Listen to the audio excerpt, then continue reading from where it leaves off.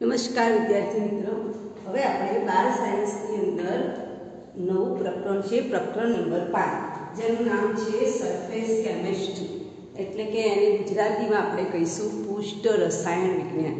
અને આની અંદર બે પાર્ટ્સ છે. એક પાર્ટ્સની અંદર આપણે અધિશોષણ વિશે ભણવાના છીએ અને બીજા પાર્ટ્સમાં આપણે કલિલ પ્રણાલી વિશે ભણવાના છીએ, રાઈટ? તો પહેલાં તો એનું જે ટાઇટલ આપેલું છે પુષ્ટ રસાયણ વિજ્ઞાન, તો પહેલાં તો આપણે વ્યાખ્યા કરીએ કે ભાઈ પુષ્ટ રસાયણ વિજ્ઞાન એટલે શું. તો તમે પુષ્ટ ઘટના એટલે કે પુષ્ટતાણ વિશે ભણ્યું છે 11 સાયન્સમાં. પુષ્ટતાણ અને સ્નિગ્ધતાની વ્યાખ્યા આવતી હતી, તો યાદ કરો પુષ્ટતાણમાં આપણે પેલો પાણીનો ભરેલો ગ્લાસ લેતા હતા અને ગ્લાસની ઉપરની જે સપાટી છે એકદમ ઓલવેઝ સ્થિર જ હોય.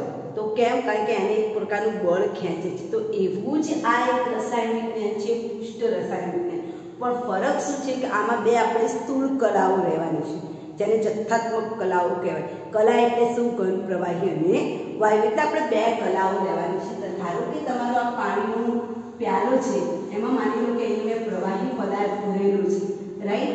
અને એની પર હું ઘન પદાર્થ નાખું છું, બરાબર? તો આ બંનેને અલગ કરતો આ મારો ઘન પદાર્થ છે. જોજો, આ મારો કેવો પદાર્થ છે? ઘન પદાર્થ છે, રાઈટ? અને આ મારો કેવો પદાર્થ છે? પ્રવાહી પદાર્થ છે.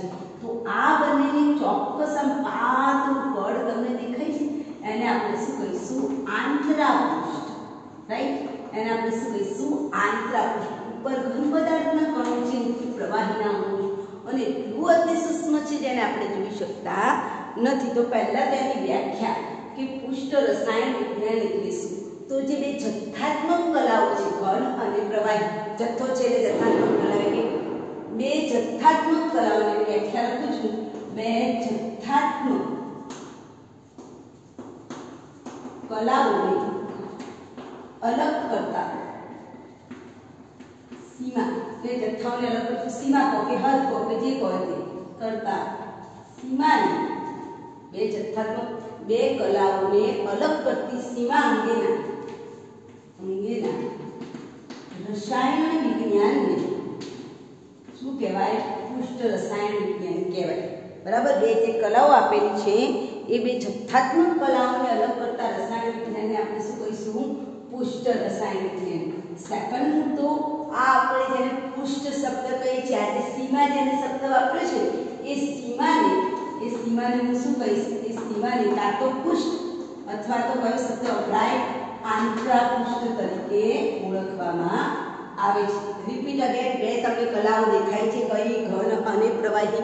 આ ઘન અને પ્રવાહીને અલગ કરતી અતિ સૂક્ષ્મ જે રેખા તમને દેખાય છે એને આપણે શું કહીશું? આંતરાપૃષ્ઠ કહીશું.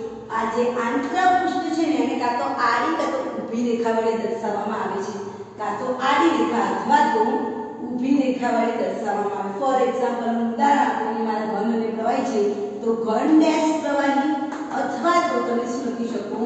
ઘન ઓબ્લિક પ્રવાહી. આનું અર્થઘટન શું થાય કે બે જથ્થાત્મક કલાઓ છે, ઘન અને પ્રવાહી, અને તેમની વચ્ચે શું છે? આંતરાપૃષ્ઠ. આનું અર્થઘટન લખો તો શું લખાય? ઘન અને પ્રવાહી બે જથ્થાત્મક કલાઓની વચ્ચે જે આડી લીટી દોરી છે શું બતાવે છે? વચ્ચે શું આવેલું છે? આંતરાપૃષ્ઠ આવેલું છે, એવું તમે કહી શકો. એનો મતલબ કે આપણે આંતરાપૃષ્ઠ તો કાં તો ઘન ડેશ પ્રવાહી કાં તો ઘન ઓબ્લિક પ્રવાહી વડે દર્શાવવામાં આવે છે, જેને આપણે એને શું કહીશું? આંતરાપૃષ્ઠ તરીકે. હવે માની લો કે અહીં મેં પ્રવાહીની જગ્યાએ બંને વાયુ લીધા છે, તો શું થાય?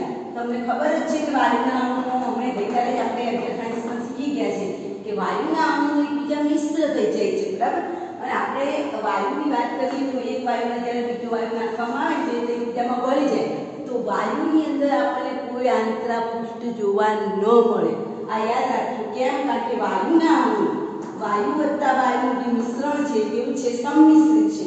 વાયુના અણુઓમાં વાયુઓ એકબીજામાં શું થઈ જાય? સંમિશ્રિત થઈ જાય, ભળી જાય છે, સંમિશ્રિત થાય છે. માટે તેમાં શું ના જોવા મળે? તેમાં આંતરાપૃષ્ઠ જોવા મળતું નથી. યાદ રાખજો, પરીક્ષામાં MCQમાં પૂછાય કે શું વાયુની અંદર આંતરાપૃષ્ઠ જોવા મળે? ના જોવા મળે. કેમ ના જોવા મળે? કારણ કે વાયુ એકબીજામાં શું થઈ જાય? ભળી જાય, એટલે એને કોઈ આપણે અલગ કરી શકતા નથી. જેમ દૂધમાં પાણી નાખો તો દૂધ અને પાણીને આપણે જોઈ ના શકીએ, બરાબર?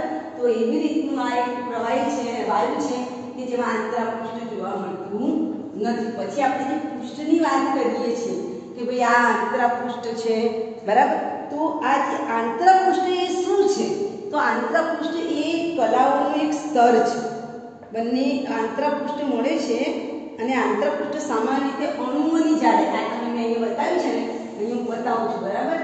આ જરા આ ઘન પદાર્થ માનવાનો ઉપરના સપાટીમાં, અહીંયા મારો લિક્વિડ પદાર્થ છે, બરાબર. અહીંયા બધું લિક્વિડ છે અને આ જે આંતરપૃષ્ઠ છે એ કોની આધાર રાખે? અણુઓની જાડાઈ ધરાવતું સ્તર છે. અણુઓની જાડાઈ ધરાવતું એક સ્તર છે. કયા અણુનો? કે ઘન થતો પ્રવાહી અણુ. તો આ આંતરપૃષ્ઠ જેને આપણે કહીએ છીએ ખરેખર શું છે? આના અને આના અણુઓને ભેગા થયા છે સૂક્ષ્મ અણુ.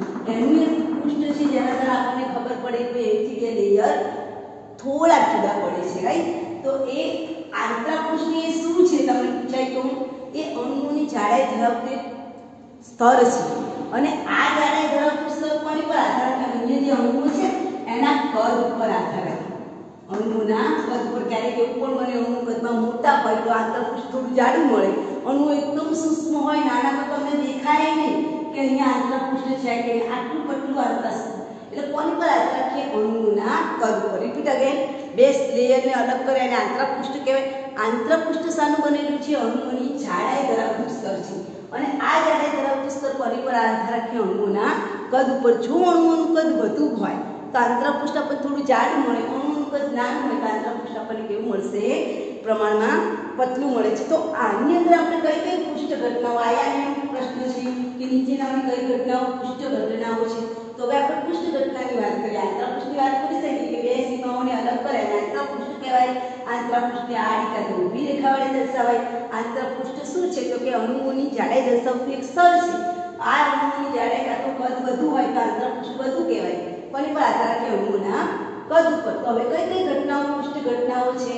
તો વિલયન, અને મોસ્ટ આઈએમપી પ્રશ્ન, વિલયનની ઘટના. વિલયન એટલે અણુઓનું છૂટા પડવું એ ઘટના. સ્ફટિકીકરણની ઘટના, સ્ફટિકીકરણ. પછી વિષમાંગ ઉદ્દીપન, આગળ આવશે ઉદ્દીપનના પ્રકાર. આમે આપણને ખબર છે સમાંગ એટલે ભેગા થવું, વિષમાંગ એટલે બે પ્રણાલી. અહીં તમે જો અહીંયા મેં બતાવ્યું છે બે પ્રણાલી અલગ છે. તો ધેટ ઇઝ કોલ્ડ વિષમાંગ. આ વિષમાંગ પ્રણાલી છે, હિટ્રો, રાઈટ. વિષમાંગ પ્રણાલી, વિષમાંગ ઉદ્દીપનની અંદર. પછી આપણે જે વિદ્યુત ધ્રુવ ઉપર જે પ્રક્રિયાઓ કરાવીએ છીએ, વિદ્યુત ધ્રુવ પર થતી પ્રક્રિયાઓ, વિદ્યુત ધ્રુવ ઉપર આપણે ચેપ્ટર નંબર 3 માં શીખી ગયા રેડોક્સ પ્રક્રિયાઓ, વિદ્યુત ધ્રુવ પર થતી પ્રક્રિયાઓ.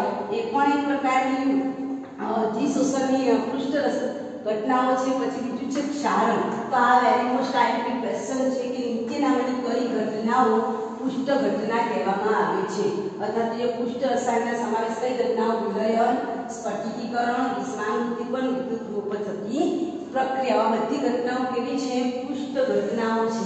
હવે આપણે વાત કરીએ કે આ પૃષ્ઠ આપણે કરીએ છીએ આંતરપૃષ્ઠ. તો આ આંતરપૃષ્ઠ આવું મારે પૃષ્ઠ મેળવવું છે તો પૃષ્ઠ કેવું હોવું જોઈએ? એકદમ પૃષ્ઠની જે સપાટી છે કેવી હોવી જોઈએ? એકદમ સ્વચ્છ હોવી જોઈએ, રાઈટ. હવે આ પૃષ્ઠ સ્વચ્છ મેળવવું હોય, આ યાદ રાખો. બધી સૂત્રની ઘટના તમે ક્યારે જોઈ શકો? જ્યારે આંતરપૃષ્ઠ કેવું હોય? સ્પષ્ટ હોય તો બે લેયર દેખાય. ધૂંધળું હોય તો ના દેખાય. એના માટે દ્રાવણ કેવું હોવું જોઈએ? શુદ્ધ જ હોવું જોઈએ. તો પૃષ્ઠની સપાટી હંમેશા કેવી હોવી જોઈએ? શુદ્ધ હોવી જોઈએ. અને શુદ્ધ કરવા માટે શું કરવું પડે?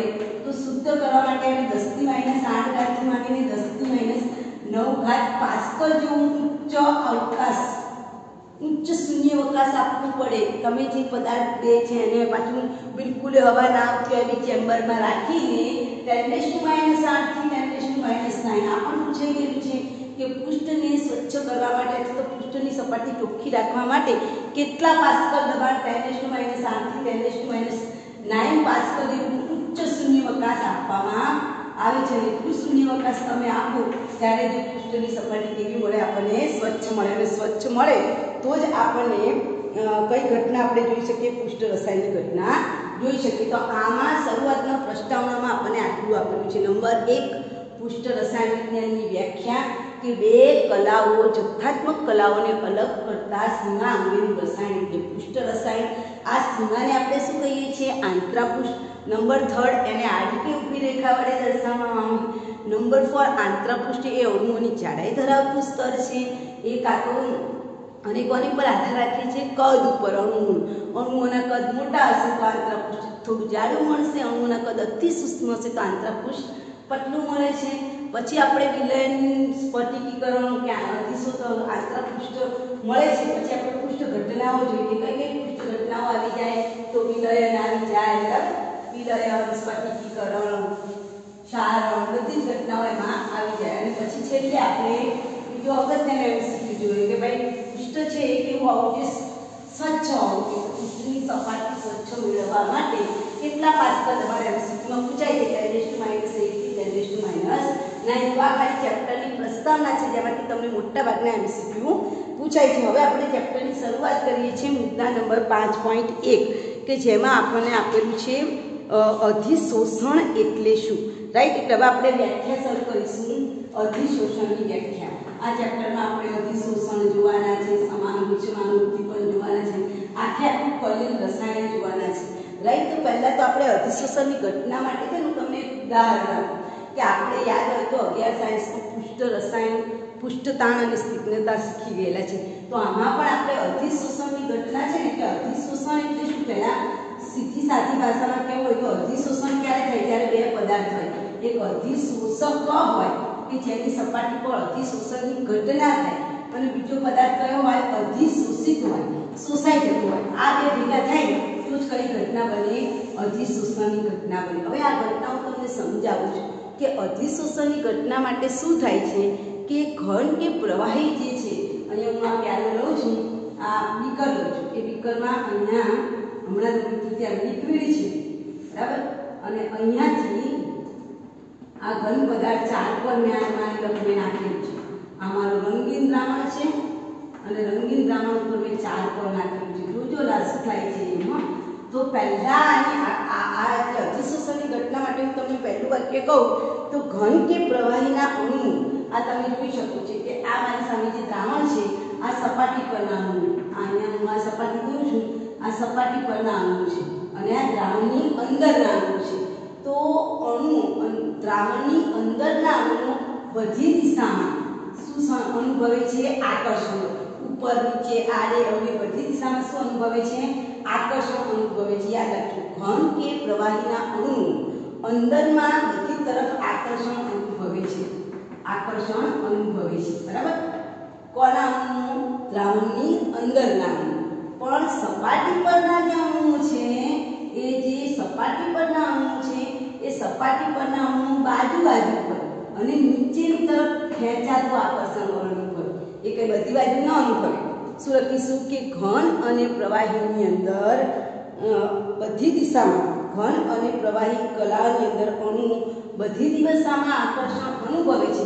પણ જે સપાટી પરના અણુ છે એ માત્ર કઈ તરફ આકર્ષણ અનુભવે? નીચેની તરફ આકર્ષણ. અને એના કારણે તમે જુઓ બે અલગ અલગ પ્રકારના બળ જોવા મળે. અહીંયા છે એ અણુઓની ઊર્જા કેવી હશે? વધારે. જોયું કેમ વધારે છે? ઊર્જા વધારે છે. એના કારણે અહીંયા અણુની ઊર્જા વધારે છે. જ્યારે દ્રાવણના અણુની ઊર્જા કેવી થઈ જશે? અણુઓની ઊર્જા ઓછી થાય છે. ચાલો શું લખીશું પહેલા તો કે આપણે જે દ્રાવણ આપેલું છે એ દ્રાવણના અંદરના અણુ બધી તરફ આકર્ષણ કરી શકે, બરાબર. એટલે પરિણામ વિદ્યુત ચાર્જમાં શૂન્ય હોય. જ્યારે સપાટી પરના અણુઓ છે માત્ર નીચેની તરફ, એટલે તમે જો પાણીનો ગ્લાસ ભરીને તમે મૂક્યો હોય તો થોડી વાર હલે પછી કેવો એકદમ ઉપરની સપાટી ખેંચાઈ જાય. તો અહીંયા પણ એક પ્રકારનું શું અનુભવે છે? તાણ અનુભવે છે. ઉપરની સપાટી છે ને શું અનુભવે છે? તાણ અનુભવે છે. અને એના કારણે અસંતુલિત બળ ઉત્પન્ન થાય. કેવું બળ ઉત્પન્ન થશે? અસંતુલિત બળ ઉત્પન્ન થાય છે. આ અસંતુલિત બળના કારણે ઉપરની સપાટી શું અનુભવે છે? તણાવ અનુભવે છે. અને જ્યારે કોઈ પદાર્થ આ ઉપરની જે સપાટી છે ને એ શું અનુભવે છે? તણાવ અનુભવે છે. એટલે જ્યારે આવી સપાટીના સંપર્કમાં કોઈ ઘન પદાર્થ કે પ્રવાહી પદાર્થ, કોઈ ઘન કે પ્રવાહી પદાર્થ આવે તો એ એને શું કરશે? પોતાની તરફ આકર્ષી લે, ખેંચી લે. કારણ કે એની સપાટી ઓલરેડી શું અનુભવે છે? તણાવ. આ જે ઉપરની સપાટી છે ને એ ઓલરેડી શું અનુભવે છે? તણાવ. એટલે જ્યારે તમે કોઈ ઘન પદાર્થને અહીંયા નાખશો ને તો આ સપાટી એને શું કરશે? પોતાની તરફ આકર્ષે છે. સપાટી પર કેવું બળ છે? અસંતુલિત બળ. કારણ કે નીચેના અણુઓ શૂન્ય છે, ઉપરના અણુઓ નીચેની તરફ બળ લગાડે છે. એટલે ઉપરના અણુઓની ઉર્જા વધારે છે, અંદરના અણુઓની ઉર્જા ઓછી છે. એટલે અસંતુલિત બળ એટલે આ સપાટી આમ તાણ અનુભવે. અને તણાવ અનુભવ એટલે કોઈ પણ ઘન પદાર્થ કે વાયુ પદાર્થ એની જેવી નજીક આવ્યો નથી કે એને શું કરી દીધો નથી, આકર્ષે. આકર્ષે પાછું એ સપાટી પર શું કરી રાખે? જાળવી રાખે. જાળવી રાખે. એટલે પહેલો મુદ્દો કે આકર્ષણ, બીજો મુદ્દો કે એને જાળવી રાખે. અને સપાટીના અણુઓની ઉર્જા તમે જુઓ, ઉપરના અણુઓની ઉર્જા અંદરના અણુઓની ઉર્જા કરતાં કેવી છે? ઓછી છે. તો આ ઘટનાને આપણે શું કહીશું? અધિશોષણની ઘટના. તો હવે ત્રણ વસ્તુ એમાં યાદ રાખીશું કે અધિશોષણ એટલે શું? કે જે તમારી સપાટી જે તણાવ અનુભવે છે એ સપાટી ઘન કે પ્રવાહીના અણુને પોતાની તરફ ખેંચે છે. રાઈટ? ખેંચે છે, ઉપરાંત શું કરે? સપાટી ઉપર જાળવી રાખે છે. અને ત્યારબાદ અણુઓની ઉર્જા, ઉપરના અણુઓની ઉર્જા વધી જશે, કારણ કે ત્યાં બધા અણુ બધા ભેગા થઈ ગયા. એટલે ઉપરના અણુઓની, સપાટી પરના અણુઓની ઉર્જા વધારે છે, જ્યારે અંદરના અણુઓની ઉર્જા કેવી થઈ જશે? ઓછી થઈ જશે. તો આ ઘટનાને આપણે શું કહીશું? અધિશોષણની ઘટના. તમે અહીં જોઈ શકો છો કે અધિશોષણની ઘટના સપાટી પર જ થાય છે, પૃષ્ઠ સપાટી પર. એટલા માટે આને કેવી પ્રણાલી કહેવાય? વિષમાંગ પ્રણાલી કીધી છે. જુઓ, કારણ કે અહીંયા જે સપાટી પરના અણુઓ છે, સૌથી પહેલા હું તમને એક વાત કરું તો અહીંયા એક ફિગર બતાવેલું છે. માની લો કે અહીંયા રંગીન દ્રાવણ છે, વાદળી પીળા ગમે તે કલરનું દ્રાવણ છે, અને આ દ્રાવણ જ્યારે મેં મૂક્યું છે ત્યારે એની ઉપરની સપાટી શું અનુભવે છે? તણાવ અનુભવે છે. આ મારું દ્રાવણ છે, આ એની ઉપરની સપાટી. હવે જ્યારે હું એની ઉપર ચારકોલ નાખું છું ને, આ ચારકોલના અણુ નાખ્યા, તો ચારકોલના અણુ પ્રત્યે પેલા રંગના અણુઓ આકર્ષાય, બરોબર, ખેંચાય. અહીંથી રંગના અણુ કોની તરફ ખેંચાય? ચારકોલ તરફ. ચારકોલ ખેંચાય, ચારકોલ એ રંગના અણુઓને ખેંચે છે. જે પદાર્થ શોષાઈ ગયો છે એને શું કહેવાય? અધિશોષિત. રંગના અણુનું ખેંચાણ એટલે રંગ કેવો કહેવાય? અધિશોષિત કહેવાય. કોને ખેંચ્યા? ચારકોલે ખેંચ્યા છે. ચારકોલ શું કહેવાય? અધિશોષક કહેવાય. એટલે તમે અહીંયા જુઓ કે જે રંગીન દ્રાવણ લીધું હતું એની પર મેં ચારકોલ નાખ્યું તો ઉપરની સપાટીનો રંગ કેવો થઈ ગયો? આછો થઈ ગયો. અંદરના અણુનો રંગ તો હજુ ડાર્ક જ છે, પણ ઉપર પૃષ્ઠ ઉપર ઘટના થઈ છે. એટલે પૃષ્ઠ ઉપર ઘટના કઈ થશે? અધિશોષણની ઘટના જોવા મળે. જે સપાટી પર જ વધારે, તેને શું કહીશું? અધિશોષણ. તો હવે આપણે વ્યાખ્યા લખીશું. અધિશોષણ એટલે શું? ઘન કે પ્રવાહીના અણુ અંદરની તરફ બધી બાજુએ શું કરે છે? આકર્ષણ કરે છે. જ્યારે સપાટીના અણુ, જ્યારે ઘન કે પ્રવાહીની સપાટીના અણુ, જ્યારે સપાટી પરના અણુ માત્ર બાજુ ઉપર અથવા નીચેની તરફ આકર્ષણ કરે છે, અને તેથી સપાટી પર શું ઉત્પન્ન થાય છે? અસંતુલિત બળ ઉત્પન્ન થાય છે. અસંતુલિત બળ ઉત્પન્ન થાય છે એટલે સપાટી શું અનુભવે છે? તણાવ અનુભવે છે. અને આવી તણાવ અનુભવતી સપાટીની નજીકમાં જ્યારે કોઈ અણુ આવે છે ત્યારે એ અણુને પોતાની તરફ આકર્ષે છે, જાળવી રાખે છે, પછી એનો રંગ આછો કરી દે છે. એને આપણે શું કહીશું? અધિશોષણની ઘટના. એની સ્પષ્ટ વ્યાખ્યા લખીએ તો લખી નાખો કે ઘન અથવા તો પ્રવાહીની સપાટી પર અણુ, એની સ્પષ્ટ વ્યાખ્યા આપણે સમજીતી. સ્પષ્ટ વ્યાખ્યા લખીએ તો લખી નાખો ઘન અથવા તો પ્રવાહીના સપાટી પરના, ઘન અથવા તો પ્રવાહીની જે સપાટી છે સપાટી પરના ઘન અથવા તો પ્રવાહી પૃષ્ઠ ઉપર, પૃષ્ઠ લેવા છે, ઘન અથવા તો પ્રવાહીના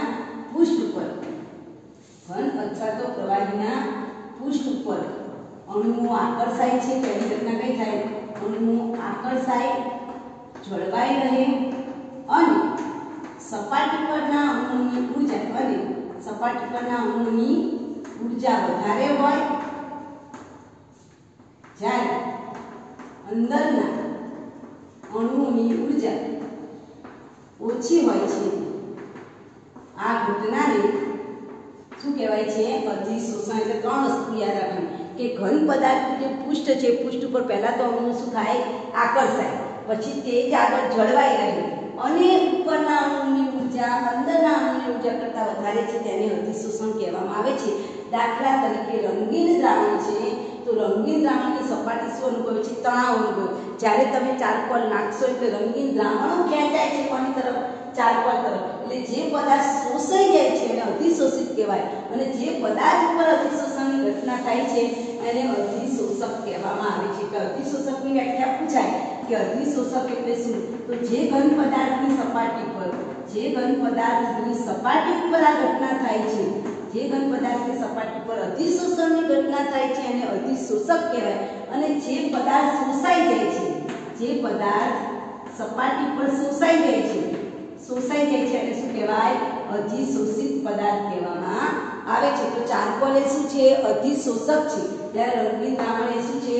અધિશોષિત પદાર્થ છે। એવી રીતે સિલિકા જેલ છે, માટી છે, એલ્યુમિના છે, આ બધા એક સારા અધિશોષકો છે। હવે આપણે અધિશોષણની ઘટનાની વાત કરીએ કે કયા જગ્યાએ આપણને અધિશોષણ જોવા મળે તો તમે એક H2 વાયુ હવે અધિશોષણના ઉદાહરણ કે અધિશોષણની કયા ઉદાહરણ આપણે અધિશોષણ માટે આપ્યું છે?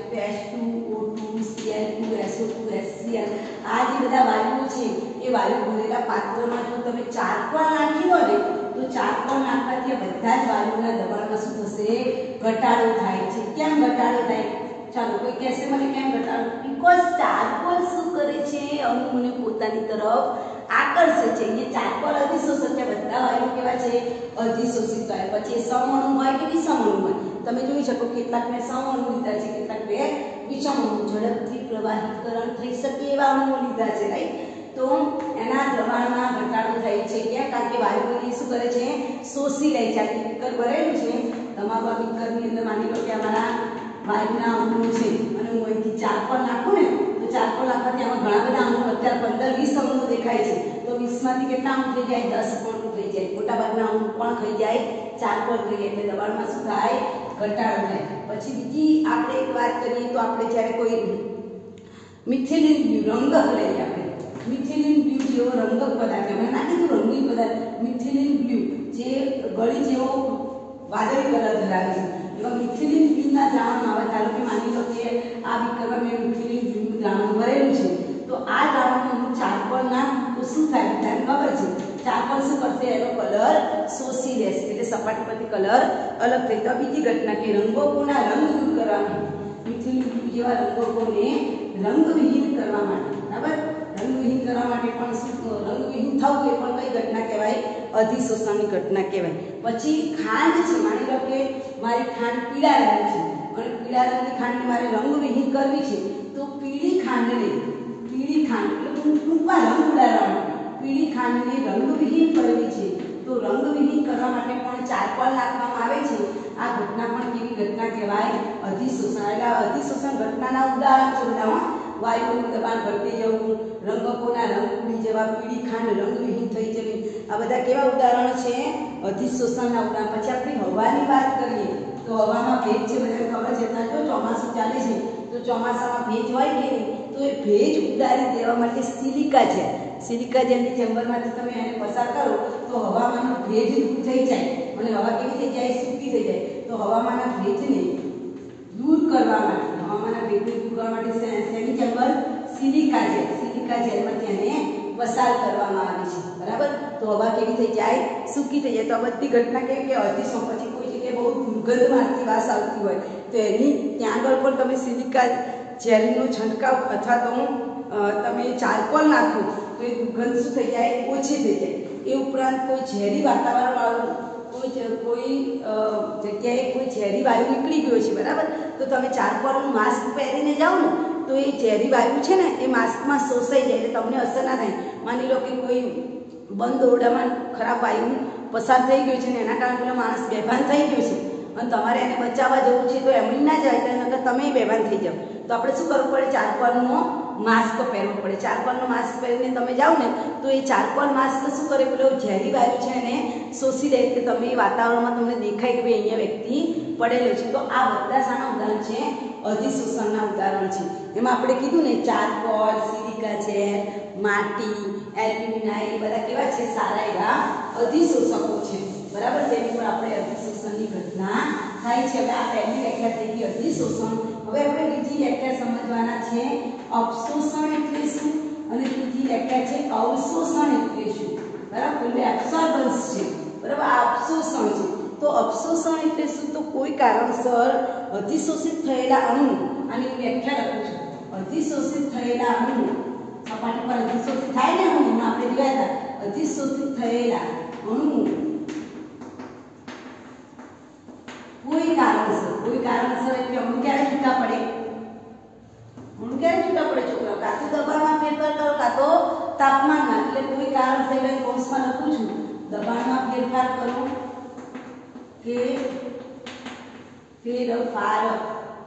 કે તાપમાનમાં ફેરફાર કરો ત્યારે અણુઓ છૂટા પડે કોઈ કારણસર અધિશોષિત થયેલા અણુ કોઈ કારણસર છૂટા પડી જાય તો તે ઘટનાને શું કહેવાય અવશોષણ કહેવાય તો તમે જુઓ અહીં અણુઓ છૂટા પડે છે જ્યારે અધિશોષણની ઘટનામાં અણુઓ શું થાય આગળ થાય અધિશોષણ કરતા કેવી ઘટના કહેવાય ઉલટી ઘટના કહેવાય આને કેવી ઘટના કહેવાય ઉલટી ઘટના વિપરીત ઘટના કહેવાય આમાં અણુઓ છૂટા પડે છે કેવા પડે છે છૂટા પડે છે જ્યારે અધિશોષણમાં અણુઓ આકર્ષાઈને શું થાય છે ભેગા થાય છે તો આ થઈ ગઈ તમારી અવશોષણની ઘટના અવશોષણ એટલે અધિશોષિત થયેલા વાયુઓ કોઈ કારણસર તમે માની લો કે અધિશોષણની ઘટના કરે છે નીચેથી દ્રાવણને ગરમ કરો અને ઉપરથી વાયુના અણુ ઉડી જાય તો એ અવશોષણની ઘટના કહેવાય છે બરાબર અને એ અધિશોષણથી કેવી ઘટના છે વિપરીત ઘટના છે તમને ખબર હોય તો અધિશોષણની ઘટના જે છે એ અધિશોષણની ઘટના ક્યારે વધારે થાય કે જ્યારે તમે સિલિકા ઝેર આ સિલિકા ઝેર છે બરાબર સિલિકા ઝેર પ્રાણી કોલસુમ જેને આપણે ચારકોલ કહીએ છીએ ચારકોલ માટી એલ્યુમિનિયમ આવા બધા પદાર્થો ને તો અધિશોષણની ઘટના ઝડપથી થાય કેમ કારણ કે આ બધા જે અધિશોષકો મેં લખ્યા છે એ બધા જ અધિશોષક પદાર્થો કેવા છે છિદ્રાળુ મતલબ શું કે અતિસૂક્ષ્મ કણોના બનેલા છે અને અતિસૂક્ષ્મ કણો જેટલા કણો અતિસૂક્ષ્મ હોય એટલે એનું શું વધારે હોય ક્ષેત્રફળ વધારે હોય અને જેમ ક્ષેત્રફળ વધારે હોય યાદ રાખજો આ બધા આપણે કેમ અધિશોષક તરીકે ચારકોલને લઈએ છીએ કારણ કે કેવા છે છિદ્રાળુ પદાર્થ છે અને છિદ્રાળુ પદાર્થ અતિસૂક્ષ્મ કણોના બનેલા હોય અને જેટલું અતિસૂક્ષ્મ કણ હોય તમે ચોક લો અને ચોકનો ભૂકો લો તો ચોકનો ભૂકો ઝડપથી રાસાયણિક પ્રક્રિયા કરે કેમ કારણ કે પાવડર સ્વરૂપનું ક્ષેત્રફળ કેવું હોય વધારે હોય રાઈટ તેનું ક્ષેત્રફળ વધારે હોય તેમ અધિશોષણની ઘટના પણ કેવી થાય ઝડપથી થાય ચેપ્ટર નંબર 4 માં આપણે શીખી ગયા વેગ રાસાયણિક પ્રક્રિયાના વેગ ઉપર અસર કરતા પરિબળો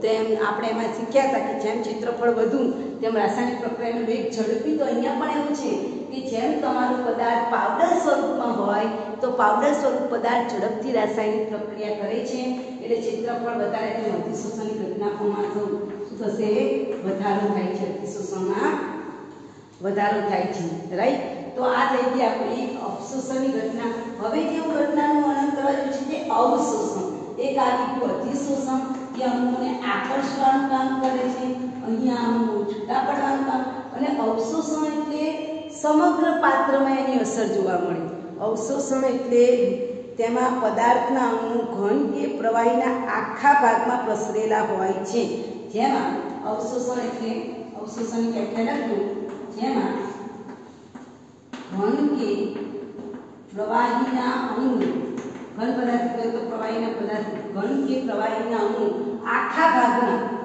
જેટલો પાત્ર લીધો ને આખા ભાગમાં શું થઈ ગયેલા હોય પ્રસરેલા હોય લાઈક જે અહીંયા હું પાણીનું બીકર લાવું છું આ પાણીનું બીકર છે એમાં સાઈનું ટીપું નાખું તો સાઈનું ટીપું સમગ્ર પાત્રમાં પ્રસરણ પામે છે તો અહીંયા સાઈવાળું પાણી જે છે એ શું કહેવાય અવશોષણ કહેવાય કે જે આખા પાત્રને પોતાના રંગથી ભરી દે છે તો અવશોષણની વ્યાખ્યા શું લખી શકાય કે ઘન કે પ્રવાહી આખા પાત્રમાં પ્રસરેલા હોય અને સમાન સ્વરૂપ આ કેવી અધિશોષણ કેવી છે વિસમાન છે સપાટી પર બે અલગ અલગ લેયર હોય આ વિસમાન છે જ્યારે અવશોષણ કેવી પ્રણાલી કહેવાય સમાન કારણ કે એને બધું દ્રાવણ ભેગું થઈ જશે સમગ્ર પાત્રમાં એક રસ થઈ જાય છે તો એને આપણે કેવી પ્રણાલી કહીશું સમાન પ્રણાલી અધિશોષણ વિસમાન છે જ્યારે અવશોષણ કેવી ઘટના છે સમાન ઘટના છે હવે ધારો કે હું અહીંયા એક ઉદાહરણ આપું છું કે આ બીકર છે બીકરની અંદર મેં પાણી લીધેલું છે અને આ પાણીની અંદર હું પીળા રંગની ખાંડ નાખું કેવા રંગની પીળા રંગની ખાંડ નાખું તો સ્વાભાવિક છે કે પાણીની અંદર તમે પીળા રંગની ખાંડ નાખશો એટલે બે વસ્તુ બનશે એક તો ખાંડ ઓગળી જશે એટલે દ્રાવણ ગળ્યું થશે અને ઉપરાંત દ્રાવણનો કલર કેવો થશે? પીળો રંગ થશે. એક તો દ્રાવણ પીળા રંગનું બનશે અને ખાંડ શું થઈ જશે? ઓગળી જશે. ઓગળી જશે એટલે સમગ્ર પાત્રમાં ઓગળી એટલે પહેલા કઈ ઘટના થઈ? અવશોષણની ઘટના થઈ. હવે હું આની પર ચારકોલ નાખું છું. જોજો હવે આની પર આપણે શું નાખીએ છીએ? ચારકોલનો ભૂકો નાખીએ છીએ. આ જે ભૂકો બતાવું છું ને ચારકોલનો ભૂકો છે એવું તમારે સમજી લેવાનું. બરાબર? આ ચારકોલનો મેં શું નાખ્યું? ઉપર ભૂકો નાખ્યો. તો હવે મને કહો કઈ ઘટના થશે? અધિશોષણ. એટલે જે પીળો રંગ છે પીળો રંગ શું થઈ જશે? શોષાઈ જશે. મારી ખાંડ કેવી થઈ જશે? રંગવિહીન થઈ જશે. એટલે પહેલા તમે પીળી ખાંડ પાણીમાં નાખી તો સમગ્ર પાત્ર પીળું પીળું પીળું થઈ ગયું. એટલે આખું પાત્ર પીળું થઈ ગયું. એટલે પહેલી ઘટના કેવી કહેવાય? અવશોષણ. પછી તમે ચારકોલ નાખો છો એટલે ચારકોલે રંગ શોષી લીધો. રંગ શોષવાની ઘટનાને શું કહેવાય? અધિશોષણની ઘટના કહેવામાં આવે છે. એવી રીતે તમે પાણી જે છે પાણીનું નિર્જલીકરણ, પાણીના અણુને ઉડાડવા હોય તો પાણીના ભેજનું ઉદાહરણ લઈએ તો પાણીનો જે ભેજ છે એ ભેજને તમે કેલ્શિયમ ક્લોરાઇડમાંથી પસાર કરો ને તો કેલ્શિયમ ક્લોરાઇડ આખે આખો એની પર સફેદ સફેદ કલરનું પરપોટા જોવા મળે. એટલે કઈ ઘટના કહેવાય? અવશોષણ. પણ જો એને તમે સિલિકા જેલમાં નાખો, પાણીનો જે ભેજ છે એને સિલિકા જેલમાંથી પસાર કરો તો શું થાય? ભેજ ઉડી જાય તો કઈ ઘટના કહેવાય? અધિશોષણ. તો તમને પરીક્ષામાં પૂછાય છે કે પાણીના ભેજની કેલ્શિયમ ક્લોરાઇડ સાથે પ્રક્રિયા કરાવીએ તો અવશોષણ કહેવાય. યાદ રાખજો. કારણ કે કેલ્શિયમ ક્લોરાઇડ સમગ્ર પાણીના અણુ ઉપર છવાઈ જાય છે. રાઈટ? એટલે એને આપણે અવશોષણ. પણ સિલિકા જેલ નાખવું તો હમણાં જ મેં કીધું સિલિકા જેલની ચેમ્બરમાંથી આપણે પાણી પસાર કરીએ ને તો પાણીનો ભેજ શોષાઈ જાય. તો જો તમને પરીક્ષામાં સિલિકા જેલ આપ્યું હોય તો જવાબમાં શું લખવાનું? અધિશોષણની ઘટના કહેવાય એને. પણ કેલ્શિયમ ક્લોરાઇડ પૂછેલું હોય તો એ કઈ ઘટના કહેવાય? અવશોષણ ઘટના કહેવાય. ત્રણ વ્યાખ્યા બરાબર મગજમાં યાદ રાખજો. અધિશોષણ એટલે સપાટી પર અણુ ખેંચાય, જળવાઈ રહે અને સપાટી પરના અણુની ઊર્જા અંદરના અણુની ઊર્જા કરતાં વધારે હોય ત્યારે કોલ ઓફ એબ્સોર્બન્સ એટલે કે અધિશોષણની ઘટના. અવશોષણ એટલે સપાટી પર જે આકર્ષાઈને અણુ ભેગા થાય તે કોઈ કારણસર શું થઈ જાય? છૂટા પડી જાય તો અવશોષણની ઘટના. અને અવશોષણ એટલે ઘન કે પ્રવાહીના અણુ સમગ્ર પાત્રમાં પ્રસરી જાય એને શું કહેવાય? અવશોષણની ઘટના કહેવાય છે. અવશોષણ એ કેવી ઘટના છે? સમાન પ્રણાલી. અધિશોષણ એ કેવી ઘટના છે? વિષમાન પ્રણાલી. અને અધિશોષણથી પૃષ્ઠ ઊર્જા ઘટે છે. વેરી મોસ્ટ એમસીક્યુ કેમ ઘટે છે એના માટે આપણે જોઈશું હવે અધિશોષણની ક્રિયાવિધિ. આજે આપણે અધિશોષણ કરી રહ્યા છે તો એની ક્રિયાવિધિ શું કે કયા કારણસર આ બધા ખેંચાય છે. તો હવે આપણે 5.1.2 નંબરના મુદ્દા પર જઈએ છીએ કે અધિશોષણ ક્રિયાવિધિ. તો હવે આપણે જોઈશું અધિશોષણની ક્રિયાવિધિ. તો અધિશોષણમાં શું થાય છે? અધિશોષણની ક્રિયાવિધિ તો આપણે હમણાં કીધું કે અધિશોષણની ઘટનામાં સપાટી પરના અણુઓ છે એ બધી બાજુ આકર્ષણ કરતા નથી. સપાટી પરના અણુઓ માત્ર નીચેની તરફ અને બાજુમાંથી શું અનુભવે છે? આકર્ષણ અનુભવે છે. જ્યારે દ્રાવણની અંદરના અણુઓ બધી દિશામાં શું કરે છે? આકર્ષણ કરે છે. અને આ બધી દિશામાં આકર્ષણ કરે છે એટલે સપાટી પર શું ઉત્પન્ન થાય છે? અસંતુલિત બળ ઉત્પન્ન થાય છે. સપાટી પર શું ઉત્પન્ન થશે? અસંતુલિત બળ ઉત્પન્ન થાય છે. અને આ અસંતુલિત બળ ઉત્પન્ન થવાના કારણે ઉપરનું પૃષ્ઠ શું અનુભવે છે? તણાવ અનુભવે છે. ઉપરની સપાટી શું અનુભવે છે? તાણ અનુભવે છે. અને એના કારણે જ્યારે અહીંયા તમે કોઈ ઘન કે પ્રવાહી વાયુ કે પ્રવાહી પદાર્થને પસાર કરશો ત્યારે આ સપાટી એને પોતાની તરફ શું કરે છે? આકર્ષિત. કારણ કે ઓલરેડી ખેંચાયેલી સપાટી અને ખેંચાયેલી વસ્તુ પર તમે કે સહેજ એની તરફ જાઓ ને, ધારો કે કોઈ વ્યક્તિ બહુ ચિંતામાં હોય, તણાવમાં હોય, તમે એની નજીક જાઓ તો એ વ્યક્તિ તમને તમારા દિલની વાત કહે જ. તેમાં અહીંયા પણ એવું છે કે આ સપાટી તણાવ અનુભવે છે. જેવો કોઈ વાયુ કે પ્રવાહી એના પરથી પસાર થયો નથી કે એને પોતાની તરફ શું કરે છે? આકર્ષે છે. અને આકર્ષે છે એટલે સપાટી પર કઈ ઘટના થશે? અધિશોષણની ઘટના. આ આકર્ષે છે એટલે શું થાય છે? આકર્ષણના કારણે અહીંયા સપાટી પર ઊર્જામાં શું થાય છે? વધારો થાય છે. અને આગળ આપણે શીખી ગયા છે તેમ આ જે અધિશોષણની ઘટના થાય છે ત્યારે અહીંયા ઉષ્મા શોક છે ઉષ્માક્ષેપક ઘટના છે, અધિશોષણ કેવી ઘટના છે? ઉષ્માક્ષેપક ઘટના છે। જુઓ આ ઉષ્માક્ષેપક ઘટનામાં આપણે આગળ અભ્યાસ સાયન્સમાં શીખી ગયા કે ઉષ્માક્ષેપક ઘટના હોય તો ડેલ્ટા એચ એટલે કે એન્થાલ્પીની વેલ્યુ કેવી મળે? માઈનસ મળે, અને માઈનસ મળે છે એટલે અહીંયા એન્ટ્રોપી પણ કેવી મળશે? ઋણ જ મળશે। એન્ટ્રોપીમાં શું થશે? ઘટાડો થશે। એન્થાલ્પી ઘટી ગઈ, એન્ટ્રોપી ઘટી ગઈ। અને આપણને ઉષ્માગતિશાસ્ત્રનો બીજો નિયમ ખબર છે કે ઉષ્માગતિશાસ્ત્રના બીજા નિયમ અનુસાર આપમેળે થતા બધા પ્રક્રમોમાં વિશ્વની એન્ટ્રોપી વધે અને પ્રણાલીની મુક્ત ઉર્જા ઘટે છે। તો મુક્ત ઉર્જા ઘટાડવા માટે સૂત્ર છે delta H minus T delta S. હવે જોજો આ પણ મારું ઋણ મૂલ્ય છે અને આ પણ મારું ટી એમ આ પણ મારું ઋણ મૂલ્ય છે, એટલે સ્વાભાવિક છે અહીંયા ધારો કે ઋણ 20 લખેલા છે, બરાબર? તો આ જે ફેક્ટર છે માઈનસ માઈનસ કેવું બનશે? પ્લસ, એટલે ટી ડેલ્ટા એસ નું મૂલ્ય આપણને કેવું મળશે? ધન મળે છે। અને મારે જવાબ ઋણમાં લાવવો છે, કારણ કે ડેલ્ટા જી નું મૂલ્ય ઋણ થાય તો જ આ પ્રક્રિયા કેવી થાય? અધિશોષણની ઘટના આપમેળે થાય છે। આપણે કરાવી ન પડે, જેવો વાયુ પસાર થાય એવું ખેંચી જ લે, એટલે આપમેળે પ્રક્રિયા થાય છે। તો એનું મૂલ્ય માઈનસ લાવવા માટે સ્વાભાવિક છે કે ડેલ્ટા એચ નું મૂલ્ય વધારે પડતું શું રાખવું પડે? ઋણ રાખવું પડે। જો આ મૂલ્ય ઋણ ના હોય, ધારો કે આ 10 થઈ ગયું હોય અને આ એ -10 હોય તો ડેલ્ટા જી ની વેલ્યુ કેવી થઈ જાય? શૂન્ય થઈ જાય, બરાબર? અને ડેલ્ટા જી ની વેલ્યુ શૂન્ય થઈ જાય તો પ્રણાલી કેવી થઈ જાય? અધિશોષણની ઘટના સ્ટોપ થઈ જાય, સમાન પ્રણાલી બની જાય, સંતુલિત થઈ જાય। ક્લિયર? તો આ થઈ ગઈ તમારી અધિશોષણની ઘટનાનું પહેલું પરિબળ કે ભાઈ અધિશોષણની ઘટના જે છે એ અધિશોષણની ઘટનામાં બીજું પરિબળ છે એની ઉષ્મા। અધિશોષણ ઉષ્મા છે, અને આ અધિશોષણ ઉષ્મા હંમેશા સપાટીના અવશોષી બળો ઘટે છે, એટલે કે પૃષ્ઠ ઊર્જામાં શું કરે છે? ઘટાડો કરે છે। આ લખજો બીજું શબ્દ છે ને અધિશોષણ, એ શું કરે છે? તો પૃષ્ઠ ઊર્જામાં ઘટાડો કરે છે।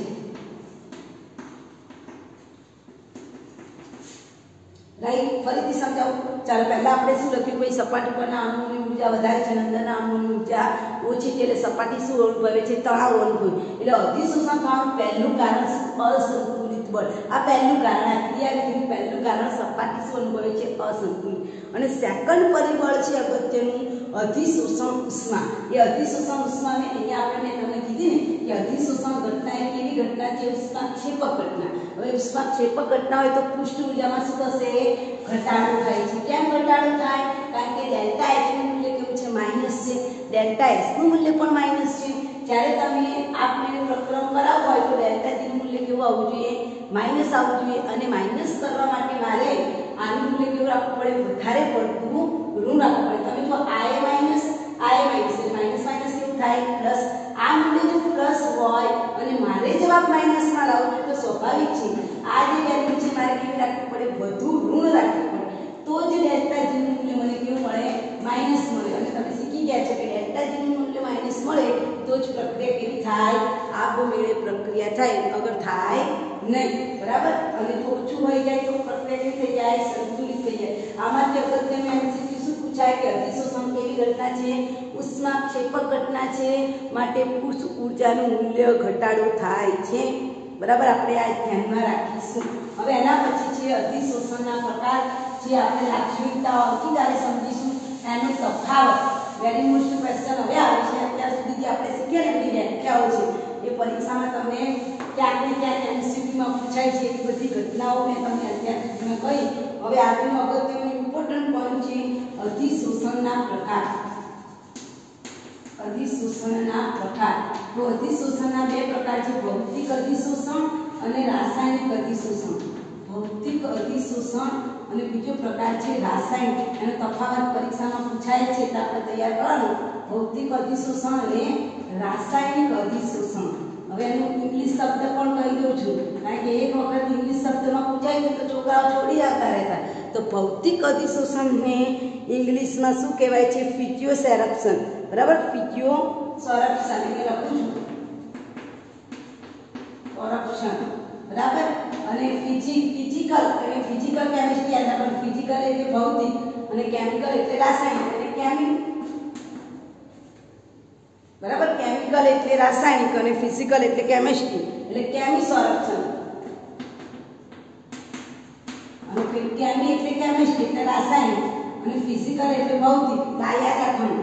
એક વખત પરીક્ષાની અંદર આવું પૂછાઈ ગયું કે ફિઝિક્સ સોરપ્શન અને કેમી સોરપ્શન સમજાવો તો છોકરાઓ છોડીને આવતા રહેતા. તો યાદ રાખો, આપણે ઇંગ્લિશ વર્ડ્સ પણ જાણવા એટલા જ અગત્યના છે. તો અધિશોષણ એ બે પ્રકારનું છે, ભૌતિક અધિશોષણ અને રાસાયણિક અધિશોષણ. આ જે ભૌતિક અધિશોષણની આપણે વાત કરીએ છીએ, અધિશોષણ વાન ડર વાલ્સ આકર્ષણ બળ સાથે સંકળાયેલું છે.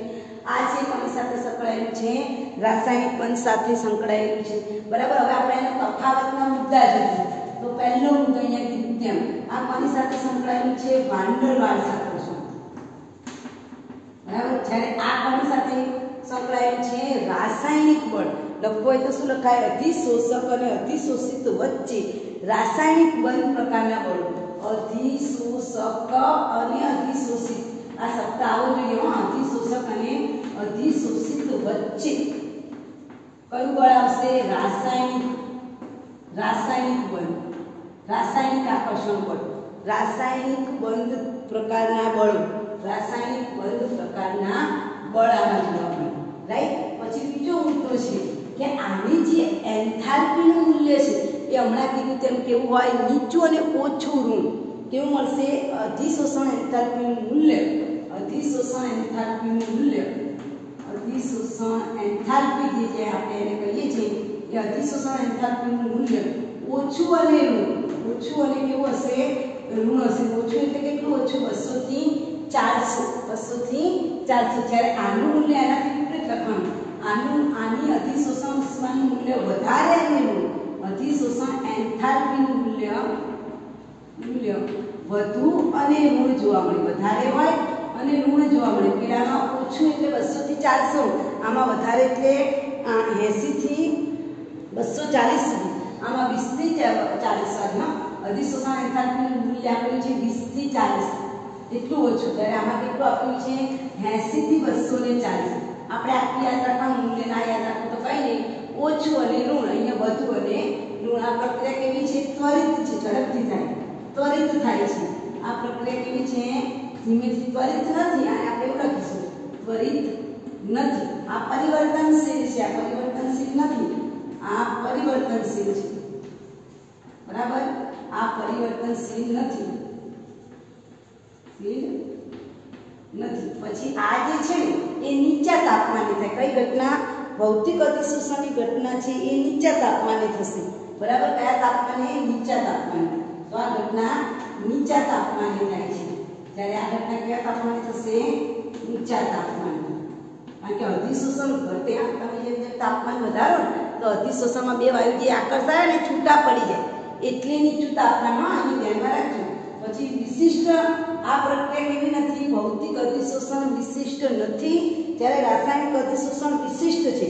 બધા જ વાયુઓ ઘન અધિશોષક ઉપર વધતા ઓછા પ્રમાણમાં અધિશોષિત થાય છે. એટલે આ વિશિષ્ટ નથી.